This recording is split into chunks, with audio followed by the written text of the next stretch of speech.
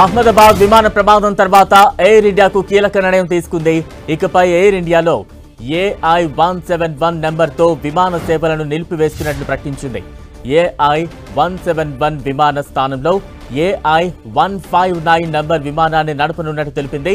విమాన ప్రమాద మృతులకు గౌరవార్థంగా ఈ నిర్ణయం తీసుకున్నట్లు ఎయిర్ ఇండియా అధికారికంగా ప్రకటించింది. అహ్మదాబాద్ లండన్ మధ్య ఈ AI-159 విమానం సేవలందించనుంది.